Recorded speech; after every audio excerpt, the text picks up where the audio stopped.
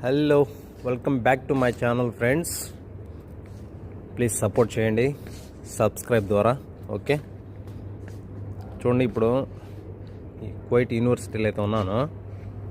ఓకేనా ఫ్రెండ్స్, చూడండి friends, bus college లోపల బస్సు. ఇది దేనికి చేస్తారంటే వీళ్ళని తీసుకెళ్ళడానికే. వీళ్ళు ఎక్కువ నడుస్తారు కదా, ఒక బ్రాంచ్ నుంచి ఇంకొక బ్రాంచ్కి మారడానికి అట్లా ఉంటాయి కదా.